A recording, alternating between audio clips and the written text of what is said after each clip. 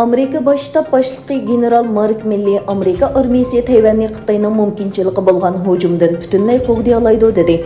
Amerika taratqullarining xabar qilishicha, Mark Milley Aspen bexatarlik munbirida qilgan so'zida Xitoy bilan Tayvan o'rtasidagi ziddiyat haqida to'xtalgan.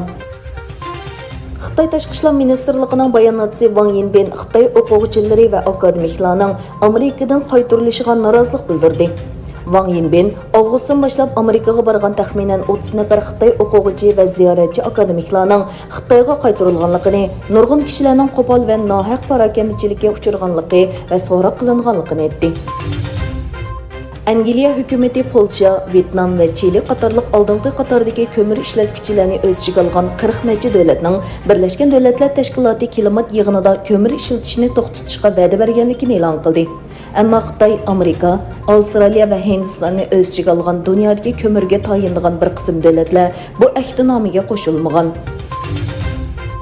Amerika Davlat Mudofaa Ministrligi 5 burchaklik bino tarafidan e'lon qilingan dokladda Xitoyning 2030-yilga borganda yadro o'q-peshining sonini 1000 ga yetkazishni va 2027-yilga borganda barliq qo'shin kuchini yangi qurilmali to'r ostida to'plashni planlaganligi o'tirib qo'yilgan. 5 burchaklik bino majlisga sunish uchun tayyorlagan Xitoyga chetishliq harbiy va bexatarlik taraqqiyotlari nomli dokladini e'lon qildi. Dokladda mundaq deb ko'rsatildi: Xitoyning harbiy iqtidorini oshirish tirishchanligi 5 burchaklik binoning 2020-yildagi mo'ljaridan eshib ketdi. Xitoy 2019-yili Wuhanda boshlangan tunji yuqumdan buyon kundalik yuqumlanuvchilar sonining yana bir qatim yuqori to'lqinga chiqqanligini e'lon qildi. Davlatlik Sahiya komitetining bildirishicha, Xitoyning 19 o'lkasida oktyabrning o'ttirlaridan boshlab yangi yuqumlanuvchilar doklad qilinishga boshlagan. Çarşamba günü Sahiya komiteti 93 yangi yuqumlanuvchining bayqalganligini doklad qildi. Bu yaqinqi 3 oydagi kundalik eng yuqori son ekan. Fan texnika olimlari oldin qatta tonlatqi cho'nligidagi kichik bir sayyoraning yer shariga urinib o'tganligini e'lon qildi. Ma'lum bo'lishicha, bu meteorit Antarktika atrofida yer sharidan 3000 kilometr yiroqlikdan o'tgan bo'lib, astronomiya tarixida yer shariga eng yaqin kelgan 3-osmon jismi ekan.